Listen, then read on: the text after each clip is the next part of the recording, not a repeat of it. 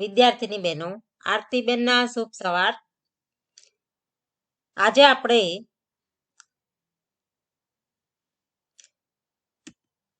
ધોરણ 12 ની અંદર ભૂગોળ વિષયની અંદર આપણે છેલ્લે આજે આપણે યુનિટ 7 ની ચર્ચા કરવાના છીએ. યુનિટ 7 એટલે વ્યાપાર. વ્યાપારની પ્રસ્તાવનાની આજે ચર્ચા કરીશું. તેમાં ભાગ 1 ની આજે ચર્ચા કરવાના છીએ. અહીંયા ભાગ 1 ની અંદર એટલે કે 7મા પાઠની અંદર આપણે વ્યાપારની ચર્ચા કરવાના છીએ. અત્યાર સુધી આપણે માનવીની ચર્ચા કરતા હતા, માનવ ભૂગોળની વાતો કરતા હતા. માનવ ભૂગોળની અંદર પણ આપણે માનવી કેવી રીતે જીવન જીવે છે, પોતાની આજીવિકા મેળવવા માટે કેવા કેવા પ્રયત્નો કરો છે પૃથ્વી સપાટી ઉપર, એની ચર્ચા કરી હતી. જેમાં માનવીની પ્રથમ નૃત્યક અને નૃત્યક પ્રવૃત્તિની ચર્ચા કરી હતી. એમાં છેલ્લે ચતુર્થક અને પંચમ પ્રવૃત્તિની પણ ચર્ચા કરી હતી. આજે આપણે એથી આગળ વિશેષ વ્યાપારની ચર્ચા કરવાની છે. આ વ્યાપાર એટલે માનવીની તૃતીયક પ્રવૃત્તિ છે, જેની આપણે આજે ચર્ચા કરીએ. માનવી જે જીવન જીવે છે એમાં આપણે આગળ પ્રકરણ 3માં અને પ્રકરણ 4માં માનવીની નૃત્યક અને તૃતીયક પ્રવૃત્તિની ચર્ચા કરી હતી.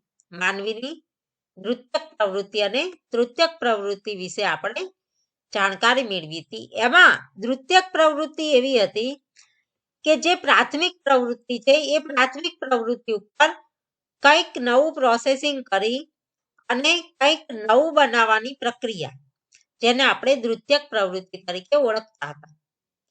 એટલે કે ખેતરની અંદર ખેતીમાં જે કપાસની ખેતી થઈ છે, કપાસને ઉત્પાદન થયું છે, એ કપાસમાંથી તાંતણા બનાવી અને કાપડ બનાવવું જે નૃત્યક પ્રવૃત્તિ છે. આ કાપડ બનાવી અને એ કાપડ બજારમાં વેચવું, એ વેચાણની જે પ્રક્રિયા છે એને આપણે વ્યાપાર તરીકે ઓળખીએ છીએ. જે વેચીએ છીએ એને વ્યાપાર તરીકે ઓળખીએ છીએ. એ વ્યાપાર એટલે માનવીની તૃતીયક પ્રવૃત્તિ થઈ ગણાય. એટલે કે માનવીની તૃતીયક પ્રવૃત્તિ જેને આપણે વ્યાપાર તરીકે ઓળખીએ છીએ. તો આજે આપણે આ વ્યાપાર વિશેની ચર્ચા કરવાના છીએ. વ્યાપાર એટલે શું? પહેલી તો વસ્તુ આપણે એ સમજશું કે વ્યાપાર એટલે વસ્તુઓ, એટલે કે વસ્તુઓ જે છે એ વસ્તુઓ ની સ્વૈચ્છિક આપલે કરવી. કેવી રીતે? સ્વૈચ્છિક, બળજબરીથી નહીં, પણ સ્વૈચ્છિક રીતે. જરૂરિયાત છે એકબીજાને અને એકબીજા ખરીદી કરે છે અને વેચાણ કરે છે, એટલે કે વસ્તુની આપલે કરે છે, જેને આપણે વ્યાપાર તરીકે ઓળખીએ છીએ.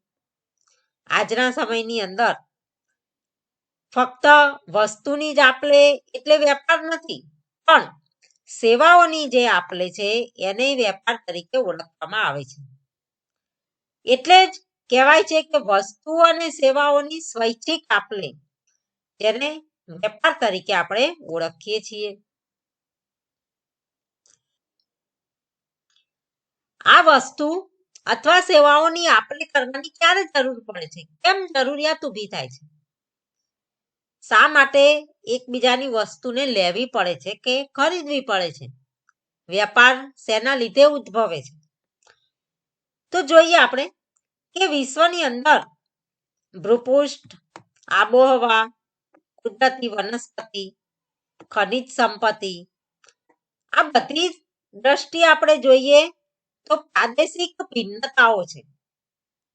વિશ્વની અંદર દરેક જગ્યાએ ભૂપૃષ્ઠ એક સરખું નથી, તો દરેક જગ્યાએ આબોહવા પણ એક સરખી જોવા મળતી નથી. એ ભૂપૃષ્ઠ અને આબોહવા કોઈ પણ પ્રદેશની કુદરતી વનસ્પતિ ઉપર આધારિત છે. એટલે કે આ બંનેનો પ્રભાવ, આ બંને નો પ્રભાવ કુદરતી વનસ્પતિ ઉપર રહેલી છે. કુદરતી વનસ્પતિની વાત કરીએ આપણે તો એ જંગલ સંપત્તિ છે. પણ જ્યારે આપણે વસ્તુની આપલેની ચર્ચા કરીએ છીએ ત્યારે દરેક પ્રદેશમાં આ વનસ્પતિ સરખી નથી. એવી રીતે ખેતી પણ એક સરખી નથી. ખેતીના પાકો જુદા જુદા થાય છે. તો એ ખેતીના પાકોની જરૂરિયાતો એકબીજાને પૂર્ણ કરવા માટે વ્યાપારની જરૂર પડે છે. આ ભિન્નતાઓ અલગ અલગ હોવાને કારણે જે તે પ્રદેશની ઉત્પાદિત ખેત પેદાશો એક સરખી નથી. ખેત પેદાશો એક સરખી નથી. દરેક જગ્યાએ ખેતીમાં ઘઉં પાકતા નથી, કે દરેક જગ્યાએ ચોખાનો પાક થતો નથી, કે દરેક જગ્યાએ ચા પણ થતી નથી, તો દરેક જગ્યાએ શેરડી પણ નથી થતી. તો આપણી જે જરૂરિયાત છે એ જરૂરિયાત ઘઉંની છે. આપણે ત્યાં તો એકલી ડાંગર થઈ છે. ડાંગર એટલે ચોખા થયેલા છે. તો આપણે ઘઉંની પૂર્તિ ક્યાંથી કરીશું? તો કે જ્યાં જ્યાં ચોખા પાકેલા છે એ જગ્યાએથી આપણે ઘઉંની ખરીદી કરશું, ત્યાંથી મેળવશું. એ પણ આપણે જે તે જગ્યાએ, એટલે કે જ્યાં ઘઉં પાકેલા છે કે ચોખા પાકેલા છે એ જગ્યાએ રૂબરૂ જવાની જરૂર નથી પડતી. પણ એ માલ સામાન આપણને બજારમાંથી પ્રાપ્ત થઈ જાય છે. અને એ બજાર એટલે વ્યાપાર. એવી રીતે ઔદ્યોગિક ચીજ વસ્તુઓ પણ એક સરખી બધે નથી. એમાં પણ વૈવિધ્યતા જોવા મળે છે. આજનો જે યુગ છે એ ઔદ્યોગિક યુગ છે. આ ઔદ્યોગિક યુગમાં દરેક જગ્યાએ દરેક વસ્તુનું ઉત્પાદન થતું હોતું નથી. તો આ ઉત્પાદનમાં વિવિધતા છે.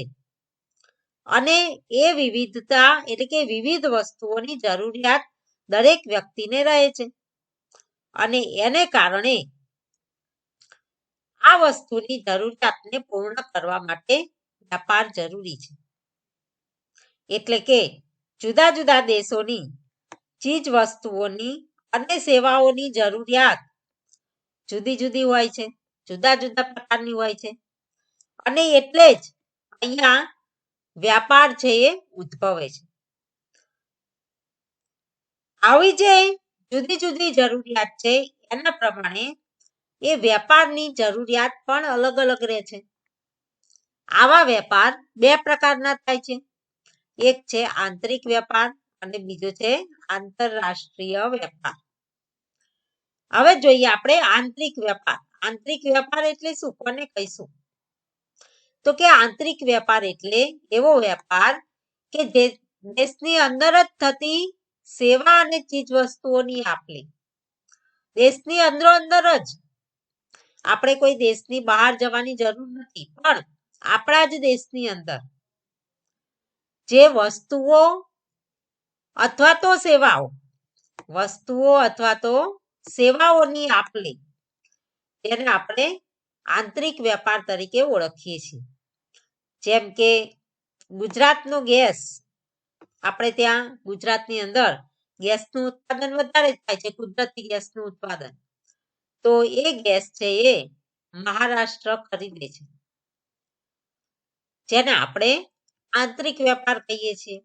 એવી રીતે કોઈ ગુજરાતનો વ્યક્તિ એ મહારાષ્ટ્રમાં જઈ અને નોકરી કરે છે, તો એ પણ એક સેવાની ખરીદ વેચાણ થઈ.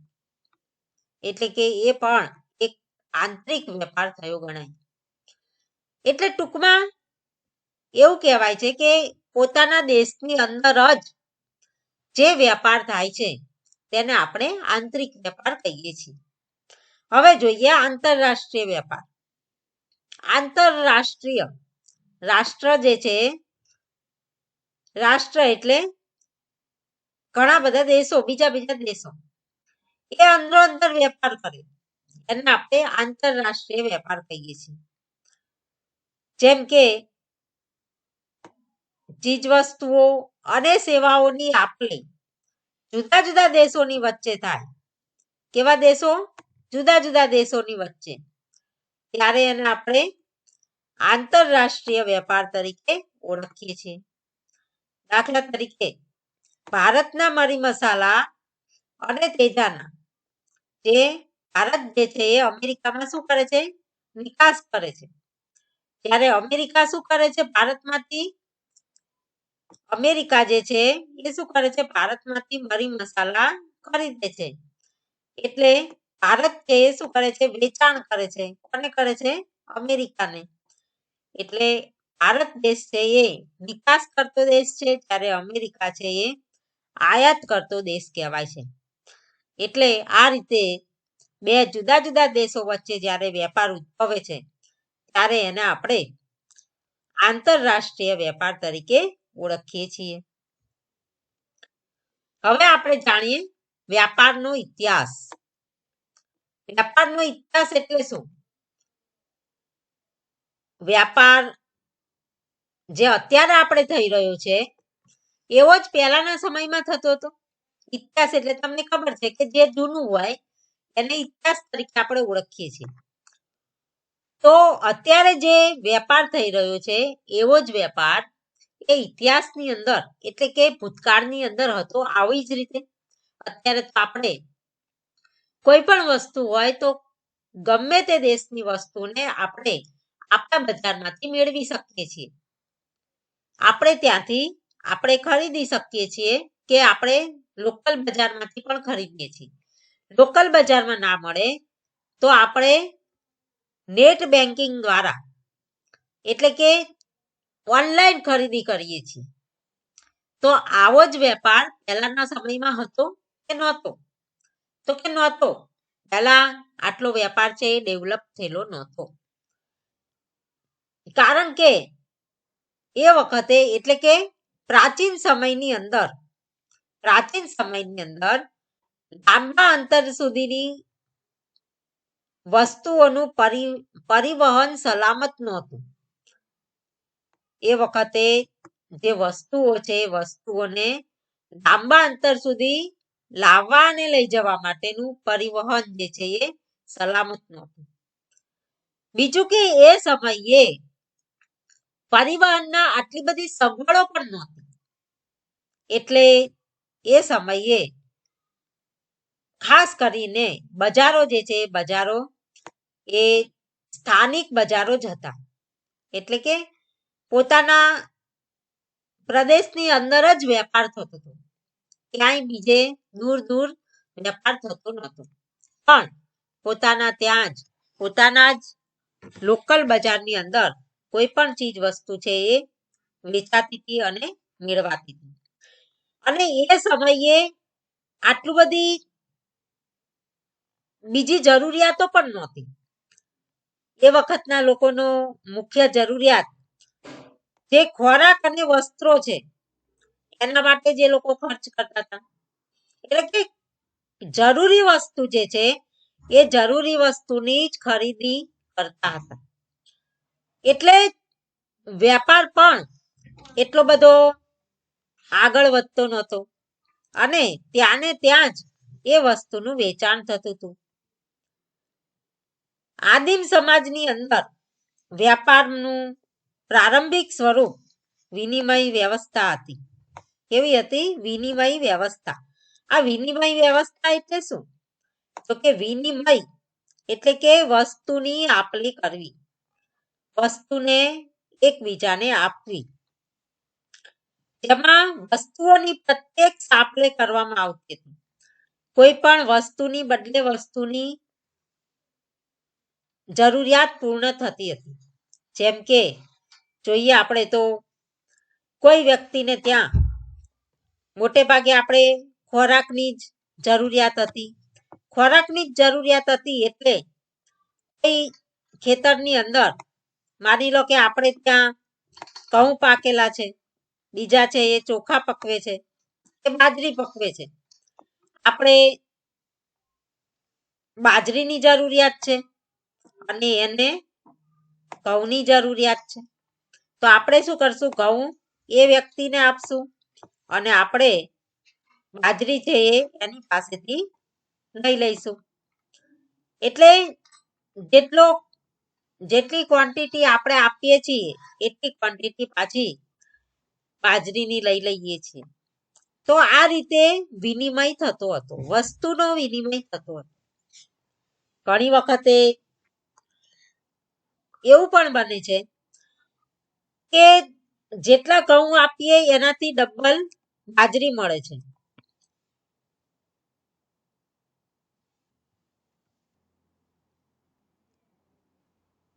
એટલે કે વસ્તુનો વિનિમય થતો હતો. અત્યારે પણ ઘણી જગ્યાએ આપણને આવો વસ્તુનો વિનિમય થતો જોવા મળે છે. જેમ કે હજુ પણ ઘણા ગામડાઓની અંદર શાકભાજી કે પછી ફળફળાદી હોય એ અનાજ આપી અને ખરીદાતી હોય છે. એટલે કે વસ્તુનો વિનિમય થતો હોય છે. આવો વસ્તુનો વિનિમય મેં પણ જોયેલો છે. તમે તો કદાચ નહીં જોયો હોય, પણ મેં નાનપણમાં આ વસ્તુ વિનિમય જોયેલું છે. એટલે મને ખ્યાલ છે કે ફળફળાદીની સામે અનાજ આપવામાં આવતું હતું. તો આવી વસ્તુનો વિનિમય જે છે એને આપણે વિનિમય વ્યવસ્થા તરીકે ઓળખીએ છીએ. તેમાં વસ્તુઓની પ્રત્યક્ષ આપ-લે કરવામાં આવતી હતી. અહીંયા પણ તમને જોવા મળે છે કે આ વસ્તુની સામે એ વસ્તુ છે એ એકબીજાને આપ-લે કરે છે. તો આ રીતે વસ્તુની આપ-લે થતી હતી. ત્યારબાદ આપણે જોઈએ આગળ, તો આજે પણ ઘણા બધા પ્રદેશોની અંદર કેટલાક એવા વિસ્તારો છે કે જે અંતરિયાળ છે. અંતરિયાળ એટલે રોડથી ઘણે અંદરના ભાગની અંદર ગામડામાં, જ્યાં ખાસ કરીને કોઈ વાહન વ્યવહારની સગવડતા પણ ઓછી હોય, રોડની સગવડતા પણ ઓછી હોય, એવું અંતરિયાળ વિસ્તાર જેને કહેવાય, કે જે શહેરથી દૂર ખોવાયેલું હોય, એ વિસ્તારોની અંદર જરૂરિયાત મુજબની વસ્તુઓની આપ-લે થાય છે. અહીંયા ભારતની અંદર પણ આવો એક વિસ્તાર છે જેમાં આવી વસ્તુની આપ-લે થતી જોવા મળે છે. ભારતની અંદર ગુવાહાટી છે. ગુવાહાટી એટલે આસામ. અહીંયા તમને નકશાની અંદર દેખાડ્યું છે કે આ જે છે એ ભારત છે. આ ભારત છે. ભારતની અંદર આ પ્રદેશની અંદર એટલે કે પૂર્વના રાજ્યોની અંદર આ આસામ આવેલું છે. આ આસામની અંદર આ ગુવાહાટી છે. આ ગુવાહાટીની નજીક અહીંયા આ ગુવાહાટી છે. આ ગુવાહાટીની નજીક આ વિસ્તારમાં આ જે તમને દેખાડ્યું છે તે એ જોનબિલ છે. એ જોનબિલ છે, જે ગુવાહાટીથી લગભગ 32 કિલોમીટરના અંતરે આવેલું છે. કેટલું છે? 32 કિલોમીટરના અંતરે આવેલું છે ગુવાહાટીથી. અને જાગી રોડથી એ 5 કિલોમીટરના અંતરે છે. જાગી રોડથી 5 કિલોમીટરના અંતરે આવેલું છે. એ જોનબિલ ખાતે અત્યારે જે મેળો ભરાય છે એ મેળો વિનિમય વ્યવસ્થાનો છે. અત્યારે પણ ત્યાં વિનિમય વ્યવસ્થા ચાલે છે. જો અહીંયા જે છે એ બતાવેલો આ એનો ગેટ છે જોનબિલનો, અને અંદરના ભાગમાં એ મેળો ભરાય છે. એ મેળાની અંદર વસ્તુ વિનિમય ચાલે છે. એટલે કે એક વસ્તુ લઈ અને સામે બીજી વસ્તુની આપ-લે થાય છે. એટલે કે આજે પણ ભારતની અંદર પણ આવા વિનિમય વ્યવસ્થા વાળા પ્રદેશો છે એ જોવા મળે છે. અહીં મોટે ભાગે જે રહેતા લોકો છે એ વસ્તુ છે એ જરૂર મુજબ પોતાને જરૂરિયાત મુજબ એ વસ્તુઓની આપ-લે કરે છે, આદાન પ્રદાન કરે છે. એટલે ભારતની અંદર પણ આવો વિસ્તાર જોવા મળે છે. અહીંયા તમને એનું દ્રશ્ય દેખાડેલું છે કે જો અહીંયા આ વસ્તુ જે છે આ વસ્તુનો કોથળો ભરેલો છે, એ વસ્તુ આપે છે, એની બદલે વસ્તુની ખરીદી એ કરે છે. અહીંયા પણ તમને દર્શાવેલું છે કે વસ્તુની આપ-લે થાય છે. એટલે આ રીતે એ જાગીર રોડ ઉપર વસ્તુની જોનબિલ ખાતે આવી વસ્તુઓની આપ-લે થાય છે.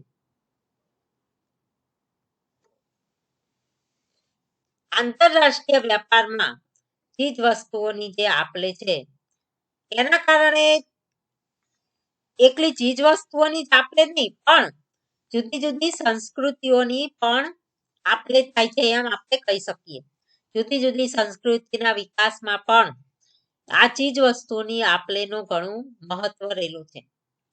એટલે કે જે વસ્તુની આપ-લે થાય છે એની સાથે સાથે એકબીજાની જે સંસ્કૃતિ છે એને પણ જાણવા મળે છે અને આ સંસ્કૃતિઓ પણ એકબીજા દેશોની વચ્ચે એનો પણ આપ-લે થાય છે અને એ સંસ્કૃતિને ઉજાગર કરવામાં પણ આ વેપાર છે એ અગત્યનો ભાગ ભજવે છે. વિશ્વના જુદા જુદા દેશો વચ્ચે વેપારની જે પરંપરા છે એ ઘણી જૂની છે. ભારત જે છે એ ભારત દેશ સમગ્ર વિશ્વની અંદર વેપારની દ્રષ્ટિએ ઘણો આગળ હતો પણ અંગ્રેજોને આવ્યા પછી એ વ્યાપારિક સંબંધો છે એ થોડા પાછળ જતા રહ્યા હતા. એટલે ભારત દેશ છે એ વેપારની દ્રષ્ટિએ ઘણો આગળ હતો. એના ભારતના ભારતીયો, ચીનાના ચીનીઓ, આરબ દેશના આરબો, રોમનો, યુરોપિયન પ્રજા, આ બધા જે પ્રજાઓ છે એ વૈશ્વિક વ્યાપારના સંબંધોમાં વિકસાવવામાં મહત્વનો ફાળો આપે છે. એટલે ભારત દેશ તો આગળ હતો જ એવું અહીંયા આપણને દેખાઈ રહ્યું છે.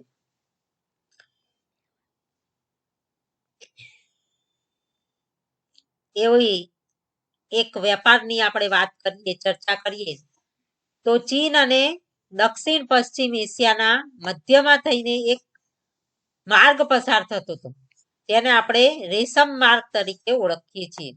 રેશમ માર્ગ પહેલાના વખતમાં જે વેપાર થતો હતો એ વેપાર મોટે ભાગે જમીન માર્ગે જ થતો હતો કારણ કે આટલું બધું જે દરિયાઈ મુસાફરી છે એ વિકસાવેલી નહોતી એટલે મોટે ભાગે જે વેપાર થતો હતો એ જમીન માર્ગે જ થતો હતો અને એમાં જે જળ માર્ગે વેપાર થતો હતો એમાં ઘણો લાંબો સમય જતો રહેતો હતો. અહીંયા પણ જમીન માર્ગે જે વેપાર થતો એ પણ ઘણો લાંબો સમય જતો કારણ કે એ વખતે આવા યાંત્રિક સાધનો નહોતા, યાંત્રિક પરિવહન નહોતું. ત્યારે મોટે ભાગે પરિવહનમાં પશુઓનો ઉપયોગ થતો હતો અને માણસો પોતે ચાલીને પણ જતા હતા. તો અહીંયા આવો એક માર્ગ છે જેને રેશમ માર્ગ તરીકે ઓળખવામાં આવે છે. આ રેશમ માર્ગ એ ચીન અને આ ચીન છે. ચીનના અહીંયાથી શરૂ કરી અને દક્ષિણ પશ્ચિમ આ ભાગ છે એ આખો દક્ષિણ પશ્ચિમ કહેવાય છે. આ દક્ષિણ પશ્ચિમના આ બધો વિસ્તાર જે છે દક્ષિણ પશ્ચિમનો ભાગ કહેવાય. પશ્ચિમનો ભાગ દક્ષિણ પશ્ચિમના એશિયાના મધ્ય ભાગમાં થઈ આ એશિયાનો મધ્ય ભાગ છે. આ મધ્ય ભાગમાં થઈ અને એ છેક વેપાર અર્થે એ છેક અહીંયા એટલે કે એશિયાના પશ્ચિમ છેડે સુધી પહોંચતો હતો. પૂર્વથી પશ્ચિમ છેડા સુધીનો એ વેપાર થતો હતો અને આ રસ્તા ઉપર એ લોકો આવન જાવન કરતા હતા. જે લોકો આવન જાવન કરતા હતા એ મોટા કાફલાના સ્વરૂપે રહેતા હતા જેને આપણે કારવા તરીકે પણ ઓળખીએ છીએ. અહીંયા દર્શાવેલું છે કે આ એક માણસ છે એ માણસ પોતાના કાફલા સાથે જઈ રહ્યો છે. આવી રીતે એક જ વ્યક્તિ નહીં પણ એક કરતા વધુ વ્યક્તિનો સમૂહ પણ હોય છે અને એ બધા પોતાના માલ સામાન અને પશુઓના કાફલા સાથે અને વસ્તુઓ લઈ અને એ આ માર્ગેથી પસાર થતા હતા. આ માર્ગની અંદર મોટે ભાગે રેશમની વસ્તુ એટલે કે રેશમ, પછી લોખંડનો સામાન, ખજાના વગેરેનો વેપાર થતો હતો અને એમાંય મોટે ભાગે રેશમનો વેપાર છે એ સૌથી વધારે થતો હતો. એટલે જેને રેશમ માર્ગ તરીકે ઓળખવામાં આવે છે. એને સિલ્ક રૂટ તરીકે પણ ઓળખવામાં આવે છે. એટલે આવા વેપાર છે એ વેપાર આ રીતે થતો હતો. અહીંયા બીજો પણ એક માર્ગ છે, જુઓ અહીંયાથી એ આખો દરિયાઈ પરિવહનનો માર્ગ છે. આખો અહીંયા એ પણ ભારતની દક્ષિણમાંથી પસાર થતો હતો. પણ આ માર્ગ ઘણો લાંબો પડતો હતો. પણ આ જે જમીન માર્ગ છે એ જમીન માર્ગ દ્વારા આ રીતે એ વખતના લોકો એ ચાલીને પોતાના પશુઓ સાથે વેપાર અર્થે અહીંયાથી અહીંયા પહોંચતા હતા અને અહીંયાથી અહીંયા પહોંચતા હતા. એટલે આ રીતે વેપાર છે એ થતો હતો, જેને રેશમ માર્ગ તરીકે આપણે ઓળખીએ છીએ. કોઈ પણ દેશની આર્થિક સ્થિતિનો આધાર મહદઅંશે દેશના અન્ય દેશો સાથેના આર્થિક સંબંધોના સ્વરૂપો પર રહેલો છે. કોઈ પણ દેશની આર્થિક સ્થિતિ ક્યારે સદ્ધર બને કે એ પોતાના માલ સામાન બીજા દેશો સાથે કેવી રીતે વેપાર અર્થે જોડાયેલા છે એના ઉપર આધારિત છે. પોતાના દેશની અને બીજાના દેશો સાથે કેવો સંબંધ રહેલો છે એના ઉપર આધારિત છે. કોઈ પણ બે દેશો વચ્ચેનો સંબંધ જો સારો હોય અને વેપાર જો સારો થતો હોય તો એ દેશનો આર્થિક સંબંધ એટલે કે આર્થિક સદ્ધરતા એની ઊંચી હોય છે. કારણ કે એમાં પણ આવક અને જાવક એટલે કે આયાત અને નિકાસ ઉપર પણ રહેલો છે. આયાત અને નિકાસ એ કિંમત સંબંધે આપણે જોઈએ તો નિકાસનું પ્રમાણ વધારે હોય અને આયાતનું પ્રમાણ ઓછું હોય તો એ દેશનો આર્થિક સ્થિતિ છે એ સારી હોય છે. પણ જો એનાથી વિરુદ્ધ હોય એટલે કે નિકાસ ઓછી હોય અને આયાત વધુ હોય તો એ દેશનો આર્થિક સ્થિતિ છે એ નબળી હોય છે. કારણ કે આપણે ખરીદ જ કરીએ અને વેચાણ ના કરીએ તો આપણે હંમેશા પૈસાની ચૂકવણી જ કરવી પડે. પણ જો આપણે એની સાથે વેપાર કરીએ, આપણે નિકાસ કરીએ તો આપણે કિંમતની ચૂકવણી લેવી પડે છે. આપણે નાણાં લઈએ છીએ તો એ નાણાં જે લઈએ છીએ એને કારણે આપણી દેશની સ્થિતિ છે એ ઊંચી આવે છે. એટલે કોઈ પણ દેશ હોય તો એની આર્થિક સ્થિતિ છે એ વેપાર ઉપર રહેલી છે. આંતરરાષ્ટ્રીય વેપારને તે દેશના વિકાસ માટેનું ચાલક બળ ગણવામાં આવે છે. આંતરરાષ્ટ્રીય વેપાર એટલે એક દેશમાંથી બીજા દેશમાં માલ સામાન વેચવો અને લેવો એને આંતરરાષ્ટ્રીય વેપાર તરીકે ઓળખીએ છીએ આપણે. એ આંતરરાષ્ટ્રીય વેપારની અંદર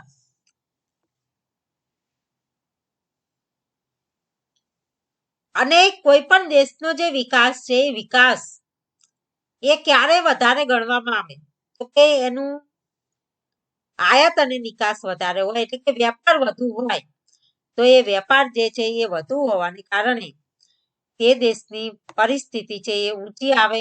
એટલે જ વેપારને ચાલક બળ ગણવામાં આવે છે. ચાલતું બળ, હાલતું ચાલતું બળ જેને કહેવાય એ ગણવામાં આવે છે. આંતરરાષ્ટ્રીય વેપારનું કદ અને તેનું બંધારણ એ બે દેશોની સંબંધો ઉપર આધારિત છે. બે દેશોના વ્યવહારો વચ્ચે આધારિત છે. વેપારનું કદ કેવડું છે તો કે વધુ વેચાણ છે, વધુ આયાત છે, નિકાસ છે, એનું કદ છે, એનું બંધારણ એટલે દેશની અંદર વેપાર કેટલો થાય છે એ બાબતો છે. એ બાબતો આર્થિક વિકાસને વ્યાપ એટલે કેટલો વેપાર થાય છે, એનો વિસ્તાર કેટલો છે, વેપારનો વિસ્તાર કેટલો છે એના ઉપર અસર કરતી હોય છે. એટલે બે દેશો વચ્ચેના જે સંબંધો છે એ સંબંધો એ આર્થિક વિકાસ ઉપર અસર કરે છે. વિવિધ દેશોનો આર્થિક ઇતિહાસ દર્શાવે છે કે આંતરરાષ્ટ્રીય વેપાર તેમના આર્થિક વિકાસનો નોંધપાત્ર અસર કરે છે. એટલે કે કોઈ પણ દેશનો વેપાર છે એ વેપાર એ કોઈ પણ દેશના આર્થિક સંબંધો ઉપર એ અસર કરતો હોય છે. આર્થિક વિકાસની દ્રષ્ટિએ આયાત અને નિકાસ બંનેનું મહત્વ ઘણું વધારે છે. એમાં આયાત અને નિકાસ ની વાત કરીએ તો જેમ નિકાસ વધારે તેમ આર્થિક દ્રષ્ટિએ પણ તે દેશ વધુ મજબૂત બને છે. આયાત દ્વારા કાચો માલ હોય, ટેકનિકલ જાણકારી હોય, કોઈ પણ ફેક્ટરીના ઉપકરણો હોય કે કોઈ પણ મશીનરીના ઉપકરણો હોય, યંત્ર સામગ્રી હોય, આ બધી જે વસ્તુઓ છે એ મેળવવામાં આવે. એ આયાત જ્યારે કરવામાં આવે ત્યારે મોટે ભાગે જો આવી વસ્તુની આયાત કરવામાં આવે અને એ વસ્તુને એટલે કે કાચો માલ છે તો કાચા માલને તૈયાર કરી અને એ માલ બીજા દેશમાં વેચવામાં આવે તો એમાં જે નિકાસ છે એ નિકાસ વધે છે. એટલે કે નિકાસનું મૂલ્ય વધી જાય છે. માની લો કે આપણે કપાસને બીજા દેશમાંથી ખરીદીએ છીએ. એ કપાસની કિંમત કેટલી હોય તો કે બહુ ઓછી હોય, પણ એ કપાસમાંથી જ્યારે આપણે કાપડ બનાવી અને વેચીએ તો એનું મૂલ્ય કેટલું થઈ જાય તો કે અનેક ગણું વધી જાય છે.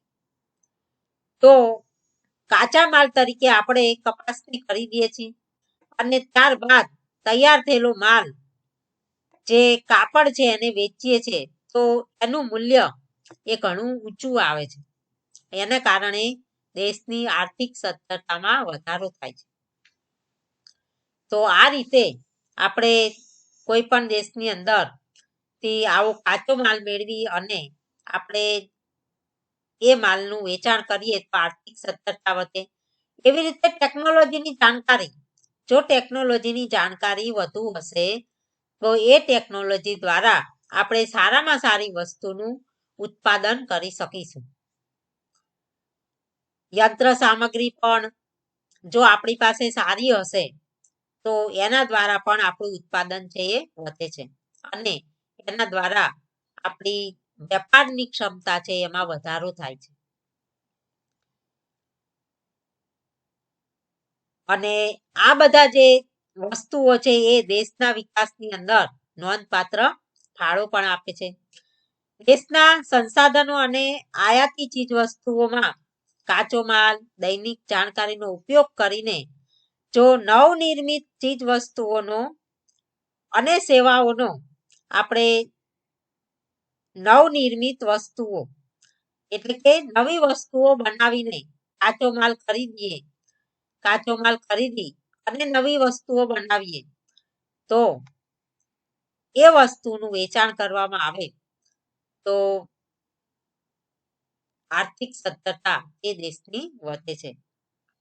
એવી રીતે વસ્તુની સાથે સાથે સેવાઓનો પણ નિકાસ કરવામાં આવે તો એ દેશની સદ્ધરતા પણ વધે છે. સેવાઓની પણ નિકાસ થાય. કેવી રીતે થાય છે તો કે કોઈ પણ વ્યક્તિ સારામાં સારું માઇન્ડ ધરાવતું હોય, કંઈક નવી ટેકનોલોજી જાણતું હોય તો એ નવી ટેકનોલોજી જાણવાનું અને એ જેનું કાર્ય છે એ કાર્યની સેવા એ બીજા દેશને આપે છે. જેમ કે આપણે ભારતમાં નવી નવી ટેકનોલોજી જાણવા વાળા માઇન્ડેડ વ્યક્તિઓ હોય છે. એ વ્યક્તિઓને અમેરિકા દેશ કે યુરોપના દેશો એને બોલાવે છે નોકરી અર્થે અને એની જે સલાહ સૂચનો આપે છે એ સલાહ સૂચનની બદલે એ પોતાની કરન્સી મેળવે છે. એટલે કે પોતાનું વેતન મેળવે છે અને એ વેતન મેળવે છે જેને આપણે સેવાઓની નિકાસ તરીકે ઓળખીએ છીએ. તો જો સેવાઓનો નિકાસ કરવામાં આવે તો પણ દેશ છે એ આર્થિક સદ્ધરતા મેળવે છે. એટલે આ રીતે આપણે નવી નવી ટેકનોલોજી અને નવું ઔદ્યોગિક માલ સામાન બનાવી અને જો વ્યાપાર કરવામાં આવે તો એ દેશની આર્થિક સદ્ધરતા વધે છે. ટૂંકમાં એમ કહી શકાય કે વ્યાપાર એટલે વસ્તુઓ અને સેવાઓની સ્વૈચ્છિક આપ-લે એને આપણે વેપાર તરીકે ઓળખીએ છીએ. અહીંયા આપણો આ પ્રસ્તાવના પૂરી થાય છે. હવે ત્યારબાદ આપણે આગળનો મુદ્દો જોઈશું. આ વિડિયો પસંદ આવ્યો હોય તો લાઈક કરજો. અમારી ચેનલ ઉપર નવા હોવ તો સબસ્ક્રાઇબ કરજો.